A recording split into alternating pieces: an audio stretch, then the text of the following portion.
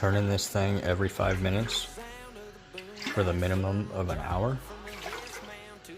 Thank goodness it's only a 50cc.